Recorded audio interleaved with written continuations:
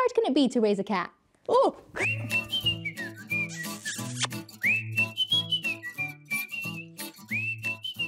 I just adopted 3 cats, but it turns out Germany is one of the best countries to have pets, because here they're treated like kings and queens. But why are Germans so crazy about their pets, and what do you need to know about keeping pets in Germany? Let's dive into the nitty-gritty details. So what kinds of animals do Germans love the most? Well, sorry doggies, but there are more cats in Germany than any other pet. And the number of cats has even been growing over the last 10 years. Dogs take second place. Overall, around 35 million pets call Germany their home, next to 83 million people. There are so many rules in Germany, but when it comes to keeping pets, these can get kind of vague. You can keep almost every animal, apart from some protected species, such as some monkeys, parrots, or several snakes. And once you've found your favourite animal, there's a lot to think about. If you get a dog, you need to shell out dog tax every year, and they need to be insured. Come on, let's go. Woo! Most parks have a designated spot for dogs to run wild and free. Dogs are also allowed on public transport, most cafes, restaurants and some shops, but not supermarkets. If you're bringing a pet into Germany or adopting one from another country, you need to check the health regulations first. And if they're travelling within the EU, they need one of these, a pet passport. What's it like in your country? Here you go. When the time has come, you have to think about where to bury your pet, either in your backyard or at a pet cemetery, but not in a wild meadow or a forest. Since fairly recently, pets can even be buried alongside their owners.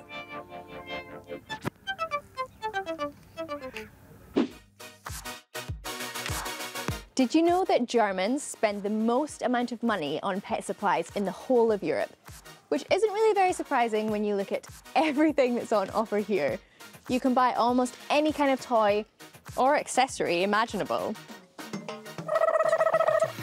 In some of these shops, you can find a hairdresser or a vet. In others, you can even buy pets. This has been criticised by animal rights activists though, because anyone can go and buy a hamster for just 20 euros. Cats and dogs are still the world's most popular pets. Pet psychologist Belinda Kannmacher tells us why. The dog, they live in family groups and have a similar lifestyle to us humans, so they fit perfectly with us. People say that cats have human behavior, but I think we're just fascinated by the independence of cats. So the cats, they are like bred for just like 140 years, but the dog actually lives among us humans since 15,000 years. 1,000? Yes. So not 1,500? No, 15,000, Years. yes. Wow. It was not until the end of the 18th century that pets became common in Europe. In the mid-19th century, dogs began serving as companions to politicians and royals. Great Danes were considered imperial dogs, and dachshunds were also favoured by royals as small hunting dogs. Queen Elizabeth became famous for her love of Welsh corgis. Other famous personalities were also accompanied by their fluffy friends, such as Pablo Picasso and his dachshund, Winston Churchill with his poodles, and of course, Karl Lagerfeld with his Colette. Okay, now, very important to know, here are some German phrases that I learned recently for life with pets. Leckerli, treats, derived from the German word lecker, which means tasty. Gassi gehen, colloquial talk for walk the dog. Herrchen or Frauchen, feminine and masculine references for master.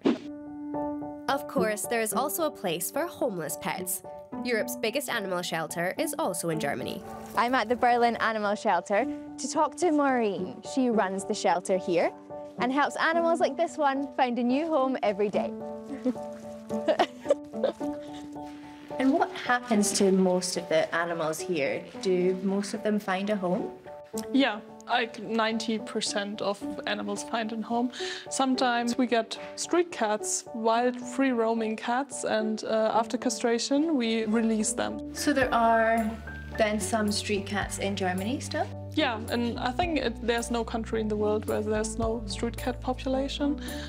In some countries it's very obvious, like Turkey, especially in Germany, they are very hidden. Do you get the feeling that more people are coming to get cats or dogs at the shelter here? We really like to see that people are now rather approaching animal shelters than breeders. We do get about like 200 requests to adopt an animal a day, but people have wrong expectations about what pet ownership means and also what adoption means in general. There's just too many pets. 90% of the pets we get into the shelter are from owners who didn't keep them and who didn't train them right. Some are taken away by public authorities because they didn't care enough. But concerning the responsible owners, of course, we have seen a lot of progress in the past years. Yes, there are a few laws when it comes to getting pets here in Germany, but that's only to ensure that you're taking proper care of your furry little friends. My life is definitely much better with 3 little cats at home. 10 out of 10 would recommend. What's it like for pets in your country? Let us know in the comments below.